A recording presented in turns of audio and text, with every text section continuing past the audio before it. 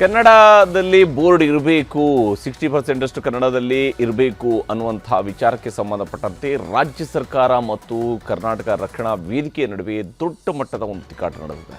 February 28ರವರೆಗೂ deadline ಅನ್ನೇನೋ ಸರ್ಕಾರ ಕೊಟ್ಟಿತ್ತು ನಿಜ. ಆದರೆ ಸರ್ಕಾರದ ಆದೇಶ ಆದಮೇಲೂ ಕೂಡ ಕರ್ನಾಟಕ ರಕ್ಷಣಾ ವೇದಿಕೆಯವರು ಬೀದಿಗಿಳಿದು ಈಗ ಜೈಲು ಸೇರಿದ್ದಾರೆ. ಇದರ ನಡುವೆ ಸರ್ಕಾರ ಕನ್ನಡ ರಕ್ಷಕರನ್ನು ರಕ್ಷಿಸ್ತಾ ಇಲ್ಲ ಅಂತ ಹೋರಾಟಗಾರರು ಆರೋಪವನ್ನು ಮಾಡ್ತಾ ಇದ್ದಾರೆ.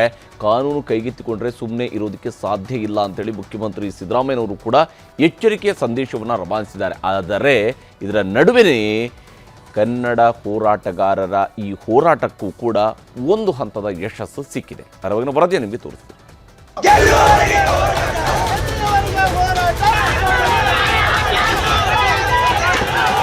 ಬೆಂಗಳೂರಲ್ಲಿ ಎಲ್ಲ ಕಡೆ 60% ಕನ್ನಡ ನಾಮಫಲಕಗಳನ್ನು ಹಾಕಬೇಕು ಅಂತ ಸರ್ಕಾರ ಕಟ್ಟಪ್ಪಣೆ ಮಾಡಿದೆ.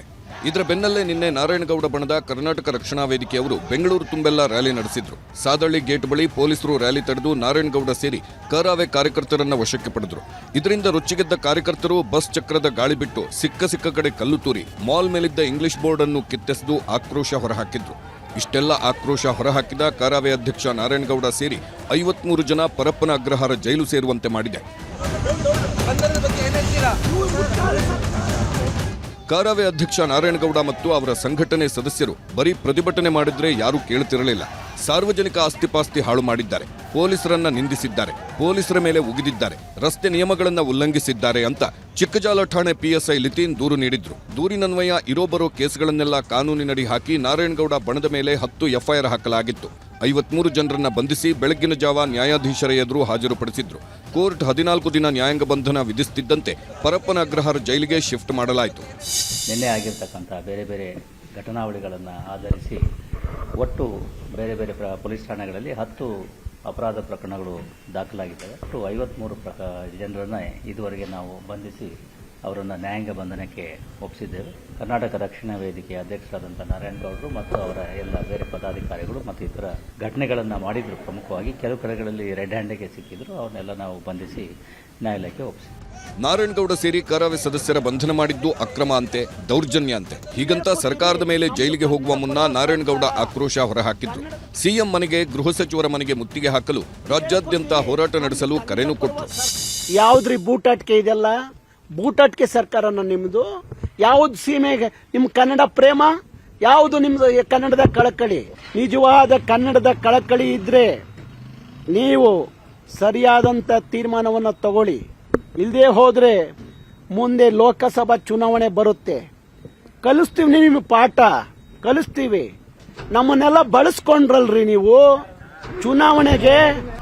ಸರ್ಕಾರದ ಮೇಲೆ ನಾರಾಯಣಗೌಡ ಮಾಡಿರುವ ಆರೋಪಕ್ಕೆ CM Siddaramaiah, DCM DK Shivakumar, ಗೃಹ ಸಚಿವ ಜಿ ಪರಮೇಶ್ವರ್ ಚಾಟಿ ಬೀಸಿದ್ರು. ಕನ್ನಡ ಪರ ಹೋರಾಟಕ್ಕೆ ನಮ್ಮ ಬೆಂಬಲವಿದೆ, ಆದರೆ ಕಾನೂನನ್ನ ಕೈಗೆತ್ತಿಕೊಳ್ಳುವುದು, ಸರ್ಕಾರಿ ಆಸ್ತಿಪಾಸ್ತಿ ಹಾನಿ ಮಾಡಿದ್ರೆ ಸುಮ್ಮನಿರಬೇಕಾ ಅಂತ ಗುಡುಗಿದ್ರು. ಅದಕ್ಕೆ ಈಗ ನಾನು ಈ ಮೀಟಿಂಗ್ನಲ್ಲಿ ತೀರ್ಮಾನ ಮಾಡಿದ್ದೀವಿ, ಹಿಂದೆ ಇದ್ದಂಥ ಸರ್ಕ್ಯುಲರ್ ರೀತಿನೇ 60-40 ಇರಬೇಕು. ಕನ್ನಡದಲ್ಲಿ 60%, ಬೇರೆ ಭಾಷೆಯಲ್ಲಿ 40% ಇರಬೇಕು ಅಂತೇಳಿ ಇದಕ್ಕೆ ತಿದ್ದುಪಡಿ ತಗೊಬರ್ರಿ, ಆರ್ಡಿನೆನ್ಸ್ ಹೊರಡಿಸಿ ಅಂತ ಕನ್ನಡ ಮತ್ತು ಇದು ಕನ್ನಡ ಮತ್ತೆ ಕಲ್ಚರ್ ಡಿಪಾರ್ಟ್ಮೆಂಟ್ನಿಂದ ಆಗಿರೋದು ಕಾನೂನು. ಇವು 28 ಒಳಗಡೆ ಇದನ್ನ ಈ ಆಕ್ಟ್ ಫಾಲೋ ಮಾಡಬೇಕು. ಫೆಬ್ರವರಿ 28 ಕನ್ನಡನ ಉಳಿಸಲಿ, ಬೆಳೆಸಲಿ ಹೋರಾಟ ಮಾಡೋರಿಗೆ ನಾವು ಯಾರಿಗೂ ಪ್ರಜಾಪ್ರಭುತ್ವ ವ್ಯವಸ್ಥೆಯಲ್ಲಿ ನಾವು ಬೇಡ ಅಂತ ಹೇಳುವುದಿಲ್ಲ. ಹೋರಾಟ ಮಾಡಲಿ. ಆದ್ರೆ ನನಗೆ ಬಹಳ ದುಃಖ ಏನಾಗ್ತದೆ ಅಂದ್ರೆ ಸಾರ್ವಜನಿಕ ಆಸ್ತಿಗಳನ್ನ ಹಾನಿ ಮಾಡಿರುವಂತದಿದೆಯಲ್ಲ, ಅದನ್ನ ನಾವು ಸಹಿಸಲಿಕ್ಕೆ ಸಾಧ್ಯ ಇಲ್ಲ. ಯಾರು ಕೂಡ ಕಾನೂನನ್ನ ಕೈಗೆ ತೆಗೆದುಕೊಳ್ಳಿಕ್ಕೆ ಸಾಧ್ಯ ಇಲ್ಲ. ಅದು ನಮಗೆ ಸರ್ಕಾರಕ್ಕೆ ನೀವು ಕಂಪಲ್ಸರಿಯಾಗಿ ಮಾಡಬೇಕು, ಕನ್ನಡ ಬೋರ್ಡ್ ಹಾಕಿಸ್ಬೇಕು ಅಂಥೇಳಿ ನಮಗೆ ಆಗಲಿ BBMP ಅವರಾಗಲಿ ತಿಳಿಸಿದ್ರೆ ಅಷ್ಟು ಸಾಕಾಗಿತ್ತು. ಅದನ್ನು ಬಿಟ್ಟು ಕಾನೂನನ್ನು ಕೈಗೆತ್ತಿಕೊಳ್ತಕ್ಕಂಥ ಕೆಲಸವನ್ನು ನಿನ್ನೆ ದಿವಸ ಕರವೆಯವರು ಮಾಡಿದ್ದಾರೆ. ಅದು ಕಾನೂನನ್ನು, ಸುವ್ಯವಸ್ಥೆಯನ್ನು ಕಾಪಾಡ್ತಕ್ಕಂಥದ್ದು ಅವರಿಗೆ ನಾವು ಕೊಟ್ಟಿರ್ತಕ್ಕಂಥ ಕಾನೂನಾತ್ಮಕವಾಗಿ ಜವಾಬ್ದಾರಿ. ಅದನ್ನು ಅವರು ಮಾಡಿದ್ದಾರೆ.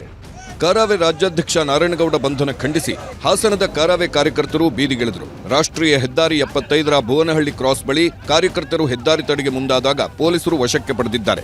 ಬೆಳಗಾವಿ ಚೆನ್ನಮ್ಮ ವೃತ್ತದಲ್ಲಿ ಕನ್ನಡ ಪರ ಹೋರಾಟಗಾರರು ಧರಣಿ ನಡೆಸಿದ್ದು ಕನ್ನಡ ಕಡ್ಡಾಯ ಎಂದು ಘೋಷಣೆ ಕೂಗಿದ್ರು. ಟೈರ್ಗೆ ಬೆಂಕಿ ಹಚ್ಚಲು ಹೋರಾಟಗಾರರು ಯತ್ನಿಸಿದ್ದು ಪೊಲೀಸರು ತಡೆದರು. ಚಿತ್ರದುರ್ಗದಲ್ಲಿ ಕರುನಾಡ ವಿಜಯ ಸೇನೆ ವತಿಯಿಂದ ಪ್ರವಾಸಿ ಮಂದಿರದ ಡಿಸಿ ಕಚೇರಿವರೆಗೆ ಪ್ರತಿಭಟನಾ ಮೆರವಣಿಗೆ ನಡೆಸಿ ಕರಾವೆ ಮುಖಂಡರ ಬಿಡುಗಡೆಗೆ ಒತ್ತಾಯಿಸಿದ್ರು. ಇನ್ನು ನಾರಾಯಣಗೌಡ ಪರ ಕರಾವೆ ಪ್ರವೀಣ್ ಶೆಟ್ಟಿ ನಿಂತರು. ನಮ್ಮಲ್ಲಿ ಭಿನ್ನಾಭಿಪ್ರಾಯಗಳಿದ್ರು, ಕನ್ನಡ ಹೋರಾಟದ ವಿಷಯದಲ್ಲಿ ಒಗ್ಗಟ್ಟಿದೆ. ತಕ್ಷಣ ನಾರಾಯಣಗೌಡ ಸೇರಿ ಎಲ್ಲರನ್ನ ರಿಲೀಸ್ ಮಾಡಬೇಕಂದ್ರು. ಏನು ಕನ್ನಡ ಹೋರಾಟಗಾರರು ಏನ್ ಲೂಟಿ ಮಾಡಿದ್ರ ಅಥವಾ ದರೋಡೆ ಮಾಡಿದ್ರ ಅಥವಾ ಕೊಲೆ ಮಾಡಿದ್ರ? ಕನ್ನಡ ನಾಮಫಲಕ ಸರ್ಕಾರ ಮಾಡಬೇಕಾಗಿರುವಂತ ಕೆಲಸ. ಅಮಾಯಕ ಕನ್ನಡ ಹೋರಾಟಗಾರನ್ನ ಏನ್ 26 ಮೊಕದ್ದಮೆಗಳನ್ನ ಹಾಕಿದ್ರ, ಈ ಕೂಡಲೇ ಬಿಡ್ಬೇಕನ್ನುವಂತ ಒತ್ತಾಯವನ್ನ ಮಾಡ್ತಾ ಇದ್ದೀನಿ. ಆದ್ರಿಂದ ಕನ್ನಡ ಹೋರಾಟಗಾರನ ಬಿಡುಗಡೆ ಮಾಡಬೇಕು. ಎಲ್ಲಾ ಹೋರಾಟಗಾರರು ಒಟ್ಟಿಗೆ ಸೇರಿ ಇನ್ನೊಮ್ಮೆ ಬೆಂಗಳೂರು ನಗರದಲ್ಲಿ ಬೃಹತ್ ಕ್ರಾಂತಿಕಾರಿಯಾದಂತಹ ಹೋರಾಟವನ್ನ ಮಾಡಬೇಕಾಗುತ್ತೆ ಅನ್ನುವಂತ ಎಚ್ಚರಿಕೆಯನ್ನ ಕೊಡ್ತಾ ಇದ್ದೀನಿ. ಕರ್ನಾಟಕದಲ್ಲಿ ಕನ್ನಡದ ವಿಷಯದಲ್ಲಿ ಇಷ್ಟೆಲ್ಲ ಅವಾಂತರ, ದೊಡ್ಡ ದೊಡ್ಡ ಆಂದೋಲನಕ್ಕೆ ಕರೆ ನೀಡಿದ್ರೆ ಸಾಹಿತಿಗಳು ಬರ್ತೀವಿ. ಆದ್ರೆ ಈಗ ಹೋರಾಟಗಳು ಬಿಡಿಬಿಡಿಯಾಗಿ ನಡೆಯುತ್ತಿವೆ ಎಂದು ಬೆಂಗಳೂರಲ್ಲಿ ಪ್ರೊಫೆಸರ್ ಬರ್ಗೂರ್ ರಾಮಚಂದ್ರಪ್ಪ ಹೇಳಿದ್ದಾರೆ. ಎಲ್ಲ ಚಳುವಳಿಗಳು, ಬಹುಶಃ ರೈತ ಚಳುವಳಿ ಒಂದನ್ನು ಹೊರತುಪಡಿಸಿದರೆ ಬಹುಪಾಲು ಚಳುವಳಿಗಳು ಈಗಾಗಲೇ ಒಂದು ರೀತಿಯಲ್ಲಿ ಕ್ಷೀಣವಾಗ್ತಿವೆ. ಆದರೆ ಚಳುವಳಿಗಳು ನಿಂತಿಲ್ಲ, ಅಲ್ಲಲ್ಲೇ ಬಿಡಿಬಿಡಿಯಾಗಿ ನಡೀತಿವೆ. ಒಂದು ಸಮಗ್ರವಾದ ಕಾರ್ಯಸೂಚಿಯ ಆಧಾರದ ಮೇಲೆ ಚಳುವಳಿಯೊಂದು ನಡೆದಾಗ ಅಂಥದ್ದೊಂದು ಕರೆ ಕೊಟ್ಟಾಗ ಸಾಹಿತಿಗಳು, ಕಲಾವಿದರು ಭಾಗವಹಿಸೋದಕ್ಕೆ ಹಿಂಜರಿಕೆ ಇಲ್ಲ. ಇಷ್ಟೆಲ್ಲದರ ಮಧ್ಯೆ ಬಿಜೆಪಿ ನಾಯಕರು ಸರ್ಕಾರದ ಕನ್ನಡ ಪರ ನಿರ್ಧಾರಕ್ಕೆ ಜೈಕಾರ ಹಾಕಿದ್ರು. ಕನ್ನಡ ಕಡ್ಡಾಯ ಆಗಬೇಕು, ರಾಜಿ ಆಗಬಾರದು, ಸರ್ಕಾರದ ನಿರ್ಧಾರಕ್ಕೆ ಸಂಪೂರ್ಣ ಬೆಂಬಲವಿದೆ ಅಂದ್ರು ಆರಗ ಜ್ಞಾನೇಂದ್ರ ಮತ್ತು ಸಿಟಿ ರವಿ. ಯಾರೋ ಹೋರಾಟ ಮಾಡಿ ಕಿತ್ತಾಕೋಕ್ಕಿಂತ ಮೊದಲು ನೀವೇ ಬರೆಯೋದು ಒಳ್ಳೇದು. ಇಲ್ಲದಿದ್ರೆ ಕಾನೂನು ಸುವ್ಯವಸ್ಥೆ ಹದಗೆಡ್ತದೆ, ನಿಮಗೂ ಮನಸ್ಸಿಗೆ ನೋವಾಗುತ್ತೆ. ಎಲ್ಲರೂ ಸ್ವಯಂ ನಿರ್ಧಾರಕ್ಕೆ ಬರಬೇಕು. ಅದು ಕಾನೂನು ಕಟ್ಲೆ ಅವರು ಏನ್ ಮಾಡ್ತಾರೆ ನನಗೆ ಗೊತ್ತಿಲ್ಲ. ಕರ್ನಾಟಕದವರೇ ಏನ್ ಬೋರ್ಡು ಅಂತೇಳಿ ಓದಲಿಕ್ಕೆ ಅಸಹಾಯಕರಾಗ್ಬಿಟ್ರೆ ಇದು ಅರ್ಥವೇ ಉಳಿಲಿಲ್ಲ. ಅಗ್ರಗಣ್ಯ ಸ್ಥಾನ ಅದು ಕನ್ನಡಕ್ಕೆ ಇರಬೇಕು. ಕರ್ನಾಟಕ ರಕ್ಷಣಾ ವೇದಿಕೆಯ ನಮ್ಮ ಸ್ನೇಹಿತರಿಗೆ ವಿನಂತಿ ಮಾಡೋದೇನು ಅಂತಂದ್ರೆ, ಕರ್ನಾಟಕ ಮತ್ತು ಕರ್ನಾಟಕದ ಹೊರಗಿರುವವರ ಯೋಗದಾನವೂ ಇದೆ. ಅವರಿಗೆ ಆತಂಕ ಎದುರಾಗದ ರೀತಿಯಲ್ಲಿ ನಮ್ಮ ಅಸ್ಮಿತೆಯನ್ನು ಉಳಿಸ್ಕೊಳ್ಬೇಕು. ಕನ್ನಡದ ಅಸ್ಮಿತೆಯನ್ನು ಉಳಿಸ್ಕೊಳ್ಳೋದಕ್ಕೆ ಎಲ್ಲ ರೀತಿಯ ಪ್ರಯತ್ನ ಮಾಡೋಣ. ಆ ಹೋರಾಟದ ಜೊತೆಗೆ ನಾವಿದ್ದೇವೆ. ಅಂಗಡಿ ಮುಗ್ಗಟ್ಟುಗಳ ಮುಂಭಾಗ ಕನ್ನಡ ನಾಮಫಲಕ ಅಳವಡಿಕೆಗೆ ಫೆಬ್ರವರಿ 28ರವರೆಗೆ ಸರ್ಕಾರ ಅವಕಾಶ ಕೊಟ್ಟಿದೆ. ಶೀಘ್ರದಲ್ಲೇ ಸರ್ಕಾರದ ಆದೇಶವನ್ನ ಸುಗ್ರೀವಾಜ್ಞೆ ಮೂಲಕ ಹೊರಡಿಸಲು ತಯಾರಿ ಆಗ್ತಿದ್ದು, ಇವತ್ತು ಸಿಎಂ ಸಿದ್ದರಾಮಯ್ಯ ಗೃಹ ಇಲಾಖೆ, ಕನ್ನಡ ಮತ್ತು ಸಂಸ್ಕೃತಿ ಇಲಾಖೆ ಹಾಗೂ ಬಿಬಿಎಂಪಿ ಅಧಿಕಾರಿಗಳ ಜೊತೆ ಸಭೆನೂ ಮಾಡಿದ್ರು. Bureau report, news 18. ಕನ್ನಡಿಗರ ನೆಚ್ಚಿನ ನ್ಯೂಸ್ 18 ಕನ್ನಡ ಈಗ ವಾಟ್ಸ್ಆಪ್ನಲ್ಲೂ ಲಭ್ಯ.